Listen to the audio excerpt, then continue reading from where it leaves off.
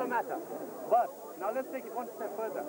Let's assume the judge was a bit asleep because some of them do go to sleep. Okay? The arraignment is done. You plead not guilty. The lawyer comes to you and tells you in the corner, just admit it. We will try and plea bargain. What are you talking about? I never killed anybody. The question I will ask you is, the trial date is set. It goes to trial. Would you expect your defense team to build up evidence to prove you are not guilty?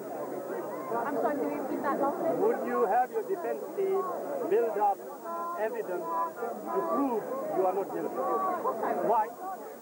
Because I'm wrong. Why can't they just go in and say, look, sincerely believe what she's saying, she's not guilty?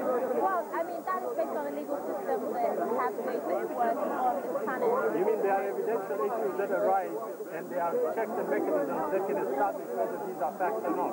That is very true. Here, the most important thing, a belief in God, you are saying should just happen from here. Well, it does. I do think that. I mean, I don't know my 10 commandments, but I know of them, and I know how many I've broken, how many I haven't. You know?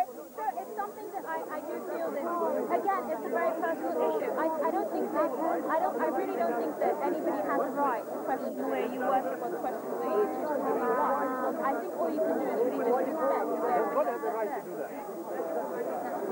Does God have the right? There are 613 precepts in the commandments in the Old Testament. They constitute the body of law for the Jews. Okay? If today this country became a Christian country and they decided to adopt all those precepts, would you find a problem? You would, wouldn't you? So you mean you would go against the Bible? Can we wrap it up? No, that's not, like I said, you know, it's not, like I said, it's not about my Christianity, it's about the way I choose to live my life. That's fine. But if God says you can't be a lesbian, okay, or a homosexual, or you can't be a sodomite, and the law here says you can, which one should you take?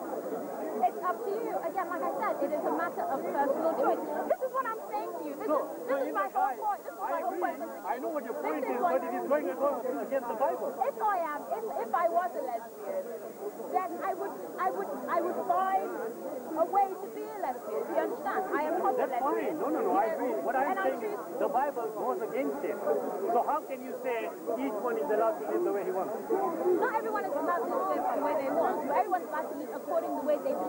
And they believe they were born to be a man. If you're born so the woman goes under no, operation. You know what? This is what I'm saying to you. If you believe you were born to be a man, go ahead and be a man. You can apply those laws to yourself. It's totally up to you. I am not here to tell you not to be a man. I am not here to tell you not to be a lesbian. I'm here to be the best person I possibly can be. That just proves why the way you are seeing the world view is so flawed, because it's all coming from here. I don't mean this as a thing, you see, because if you follow this logical line of reasoning, this conclusion is falling every time. The first example I used was a court of law. It falls.